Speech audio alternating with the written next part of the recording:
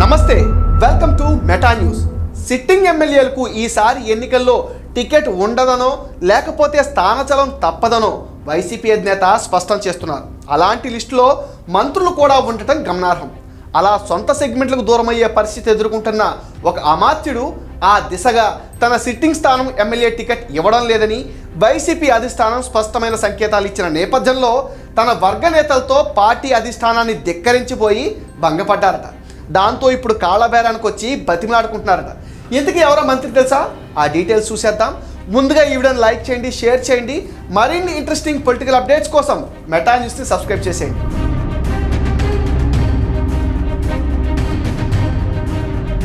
మంత్రి జోగి రమేష్కు ఈసారి కృష్ణా జిల్లా పెడన నియోజకవర్గం నుంచి ఎమ్మెల్యే టికెట్ ఇవ్వడం లేదని వైసీపీ అధిష్టానం స్పష్టమైన సంకేతాలు ఇచ్చిన నేపథ్యంలో ఆయన తన వర్గ నేతలతో పార్టీని ధిక్కరించిపోయి భంగపడ్డారట.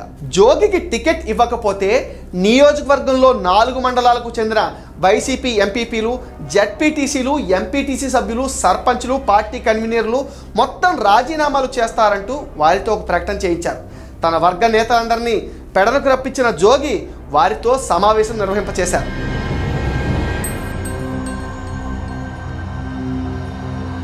మంత్రి రమేష్కి టికెట్ ఇస్తే తాము గెలిపించుకుంటామని అధిష్టానానికి చాటడానికి రావాలంటూ అంతకుముందే వైసీపీ ప్రజాప్రతినిధులు, నేతలకు సమాచారం ఇచ్చారంట జోగి రమేష్ మనుషులు. ఆ క్రమంలో వారంతా మార్కెట్ కమిటీ కార్యాలయంలో సమావేశమయ్యారు. కాసేపటికే జోగి అత్యంత సన్నిహితుడిగా ఉండే 4-5 అనుచరులు అంతా తామై వ్యవహరించారు. రమేష్కు పెడన టికెట్ ఇవ్వకుంటే రాజీనామాలు చేయాలని స్థానిక సంస్థల ప్రజాప్రతినిధులు ఒప్పించేందుకు ప్రయత్నించారట. ఆయనకు స్థానచలనం కల్పిస్తే ప్రత్యర్థి పార్టీలు పై చేయి సాధించే ప్రమాదం ఉందని చెప్పుకొచ్చారట.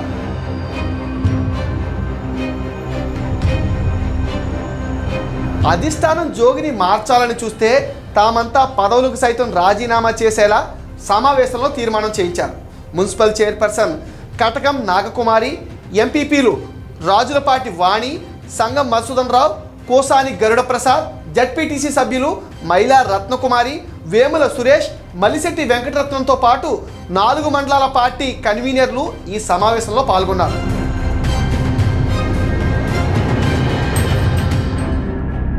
సమావేశం అనంతరం బయటకు వచ్చిన 4-5 అనుచరులు పెడన అసెంబ్లీ టికెట్ జోగి రమేష్కి, మచిలీపట్నం ఎంపీ టికెట్ వల్లభనేని బాలశౌరికి మరోసారి కేటాయించాలని తీర్మానించినట్టు మీడియాకు వెల్లడించారు. వాస్తవానికి సమావేశంలో ఎంపీ ప్రస్తావన రాకపోయినా తమ అనుకూల బలాన్ని పెంచుకునేందుకు ఇలా జోగి రమేష్తో పాటు ఎంపీ పేరును కూడా జోడించినట్టు ప్రచారం జరుగుతుంది. ఈ విషయం తెలిసిన బాలశౌరి తీవ్ర ఆగ్రహం వ్యక్తం చేశారట.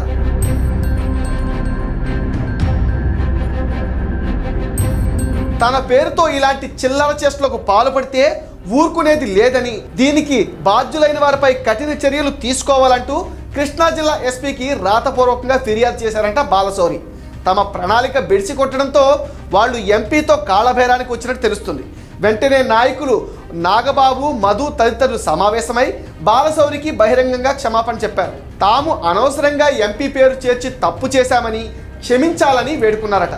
దీంతో తెర వెనక జరిగిన భాగవతమంతా బయటకు వచ్చి జోగి రమేష్ ఇరకాటంలో పడ్డారంటున్నారు. ఇది మెటా న్యూస్ అప్డేట్. ఈ వీడియోని తప్పకుండా లైక్ చేయండి, షేర్ చేయండి. మీ అభిప్రాయాన్ని కామెంట్ సెక్షన్లో పోస్ట్ చేయడం మర్చిపోకండి. Please subscribe to meta news.